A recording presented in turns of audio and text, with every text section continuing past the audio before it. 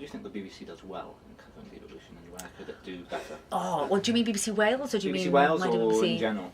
BBC Wales is Specific fantastic, or of course. specific Yeah, or as general yeah. as you want. Well, I don't think we miss much, and I think there's an agreement amongst our colleagues. I think I'm right in saying that we really don't miss a lot. I mean, we shouldn't, because there are more of us than there are of journalists in any other sort of organisation in Wales, so we shouldn't. But I think we keep an eye of what's going on, we know what's going on, and we broadcast as much of it as possible. Not all of it on Wales Today, not all of it on Newyddion, but on other outlets. So I don't think we miss much, and I think we do get stuff out first.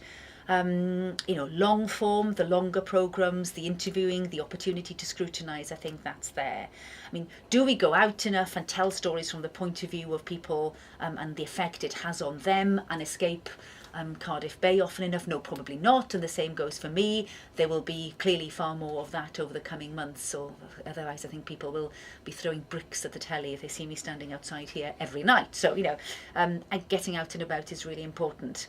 It's do we tell the story in a compelling way so that people do get, because a lot of your questions has been about, do people understand? Well, a journalist standing outside a building saying, well, this is how it works, isn't going to sink in. But if you get out and explain, well, this is what would change, or this is how things would be, then clearly, yes, then people have more of a chance of getting. We're trying to set up a People's Assembly before the referendum and the election, precisely to get 60 people on board who, through them, I hope, far more than through what we have to say, people would get the issues and be interested in what's going on. BBC wider, we always wish that they would do more from Wales and put Wales in the context of the UK, what is different here, so that viewers and listeners and readers in England get what's happening in Wales and Scotland, because that is absolutely vital. So you think there's not enough coverage of what's going on at the Assembly on the main 10 o'clock news? Well, or decisions taken by the government. I think it's important that people in England find out, because if you don't for quite a long time, then suddenly you turn around and you don't know Wales at all. When you haven't got devolution, you don't know what is different in Scotland and in Wales, indeed in Northern Ireland. And I think people need to know in order to make decisions in England. That part of the jigsaw, you can't just fit the one in and forget the others. And you can't sort out the others, incidentally, without working out, do we do enough of that stuff as well, of explaining what is different in England and what the impact that could have on those who live in Wales. Okay. Could you maybe tell us a bit more about the differences in culture, sort of as a political reporter between Cardiff Bay and Westminster? How is it, like working with those two places? I think it's entirely different. Now, MPs would say I need to be working in Westminster more before I can answer the question, but the way my colleague in Westminster, David Cornock, and I work here, I think it's probably entirely different, in that you've seen the office here, it is in the building, assembly members come in, they come into the studio to record, you write something about somebody on the blog, and perhaps it's not the kindest blog in the world, and then you go into the lift and the first person you see is the person you've just written about.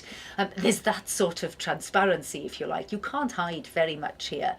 The building is transparent, it's very small, let's face it, and therefore, there's an awful lot of briefing that goes on in corridors, and you hear one side and you hear the other side, and there's far more of that, I think, happening in your face in the building here than in Westminster, where things are done differently. Clearly there is briefing, clearly there's talking to journalists, but I think it is quite possible, as we found out with Expensive, that that things can happen in Westminster that aren't so clear to people. I don't think they can get away with that here.